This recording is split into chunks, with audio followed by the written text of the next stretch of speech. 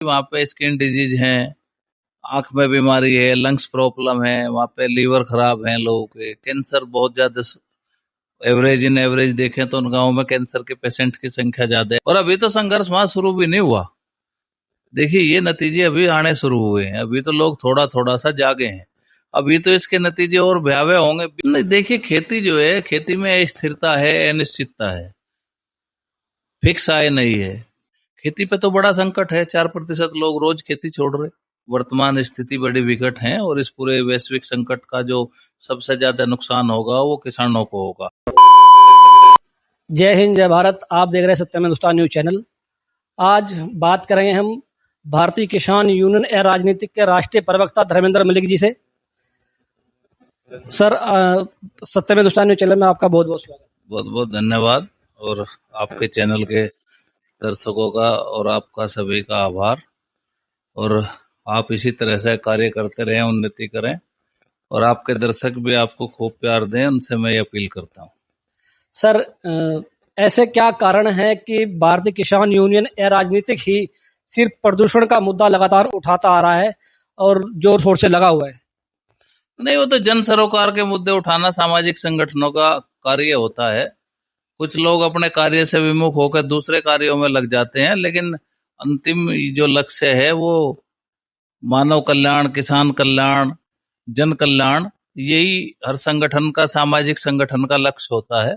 और हमारा भी यही लक्ष्य है कि जहाँ पे उत्पीड़न है, अत्याचार है, दिक्कतें हैं, समस्याएं हैं, जिनको भी हम जितने तरीके से, जिस तरीके से कम ज्यादा उठा सकें उनको उठाएं, और सामाजिक सरोकार से जुड़े मुद्दों को अधिक ऊपर तक ले जाएं, मतलब अंतिम स्थान तक बात जानी चाहिए, ये हमारा प्रयास रहता है, और इसीलिए हम इसमें बराबर लगे हुए हैं।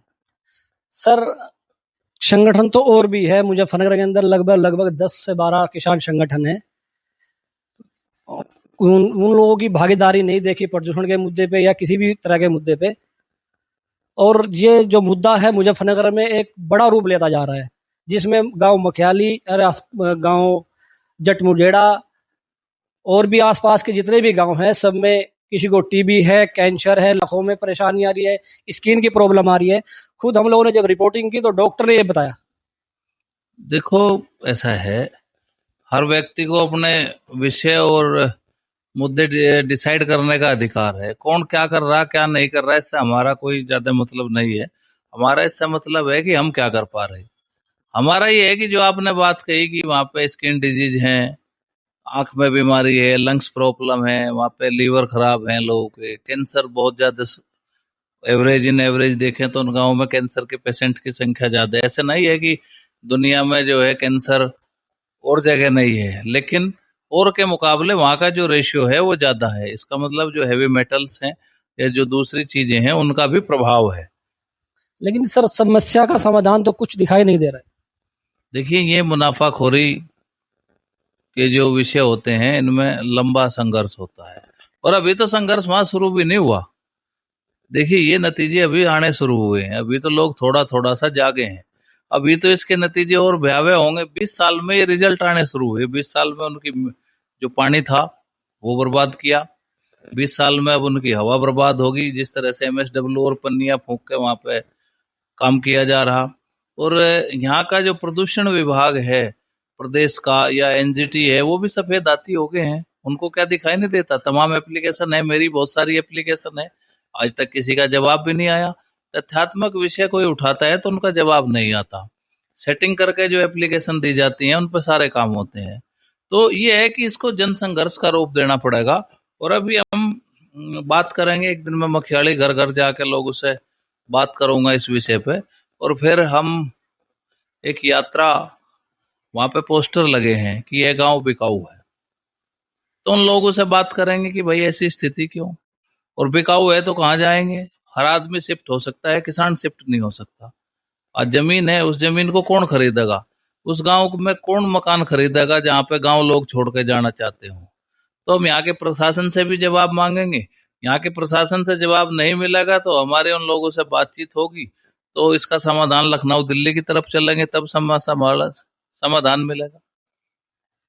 और जब आपके संगठन ने आवाज उठाई, आप लोगों ने आवाज उठाई, वहां पर मुजफ्फरनगर CMO का दौरा हुआ, दौरे के बाद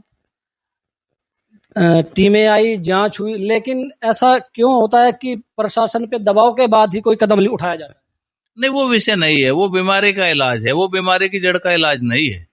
आप बीमारी हो गई तो बीमारी का इलाज कर सकते हो, जब तक बीमारी की जड़ का इलाज नहीं होगा, रूट खोज क्या है, खोजना ये पड़ेगा कि आखिर ये बीमारी आ कहां से रही है।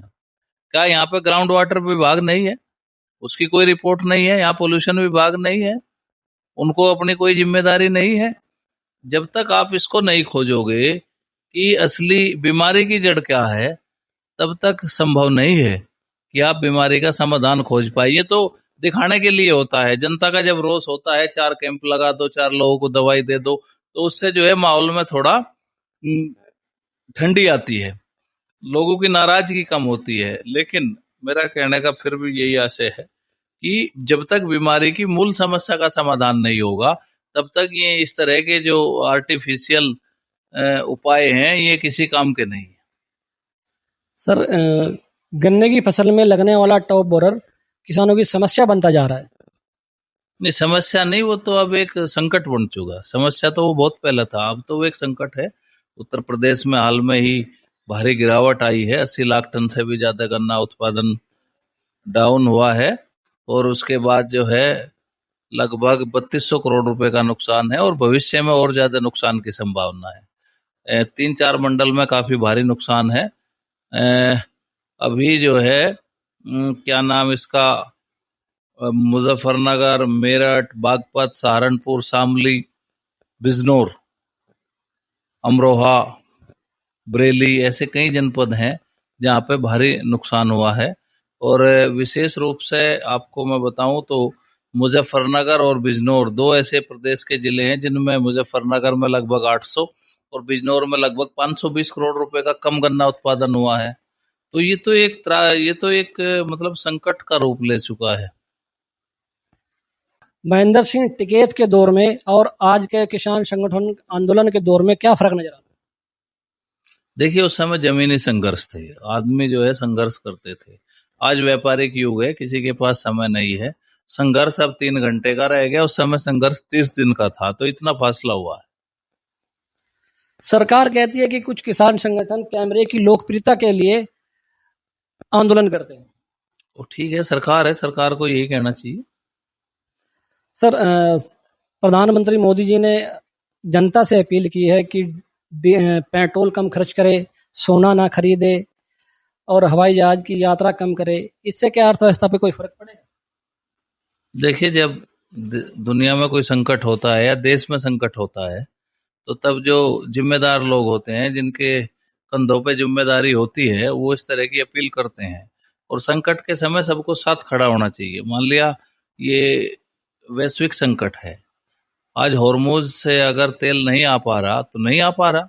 सरकार चाहे किसी की भी हो, कोई कोई ऐसा मतलब आज किसी की भी सरकार होती, जो वर्तमान परिदृश्य से है उसको कोई बदल नहीं सकता था। तो अब अगर 10 लीटर तेल पहले वहां से आयात होता था, अगर वो घट के 6 लीटर या 7 लीटर रह जाए तो 3 लीटर का एडजस्ट करना होगा। तो देश पैनिक ना हो, इस तरह की अपील इसलिए की जाती है कि पहले से ही लोग इस बात के लिए मनोदशा उनकी तैयार हो और खर्चा कम करें। और हमारा ये मानना है कि मोदी जी के लिए कोई वो देश की बात है, कोई उनकी व्यक्तिगत बात नहीं है। तो जहां तक भी हो सके हम इतना ही कर लें कि हम बिना वजह के 100 मीटर, 200 मीटर, 500 मीटर जो पेट्रोल डीजल के वाहनों से जाते हैं उसको भी कम कर दें, तो उससे भी काफी बचत हो जाएगी। भारतीय किसान यूनियन अराजनीति का सबसे बड़ा लक्ष्य क्या है? हमारा लक्ष्य तो ये है कि देखिए भाई, किसान के वेलफेयर के लिए काम करें, उनके हित में नीतियां बने, पॉलिसी बने, और खेती जो है लाभकारी धंधा हो, और आने वाले समय में योजनाओं के और नीतियों के माध्यम से किसान का भला हो और किसान को बेवजह सड़कों पर न बैठना पड़े। इसके लिए हम काम करते हैं और करते रहेंगे। आज का युवा खेती की तरफ कब जा रहा है? खेती को छोड़ के शहरों की तरफ जा रहा है। आने वाले समय में क्या किसानी खेती रह जाएगी या युवा जुड़े रहेंगे? उसके लिए क्या प्लान है किसान संगठनों का? नहीं, देखिए, खेती जो है, खेती में अस्थिरता है, अनिश्चितता है, फिक्स आय नहीं है। पिछले साल आलू 15 रुपए किलो बिका, इस बार आलू 2 रुपए किलो बिक रहा। तो ये जो बाजार की अनिश्चितता है या मुनाफे की कोई गारंटी नहीं है, नुकसान का ज्यादा संभावना है, तो जब तक खेती में निश्चितता नहीं होगी, हर आदमी का लाइफ स्टाइल है। अब वो जमाना चला गया कि आदमी गांव में रह के 2 जोड़ी कपड़ों में काम पूरा जीवन अपना निकाल दे, वो संभव नहीं है। तो अगर खेती एक आदमी को जीवन यापन का उतना खर्च नहीं उठा सकती, तो फिर खेती में कैसे रुकेंगे? खेती पे तो बड़ा संकट है। 4% लोग रोज खेती छोड़ रहे। छोटे प्लॉट जिनके पास हैं, जो छोटे किसान हैं, वो आजकल खेती छोड़ के कंस्ट्रक्शन लेबर का काम कर रहे हैं, क्योंकि जीवन यापन नहीं हो रहा। तो खेती में जब तक आकर्षण नहीं होगा, ग्लैमर नहीं होगा, तब तक खेती जो है, जब तक खेती लाभकारी नहीं होगी, तब तक आकर्षण नहीं होगा।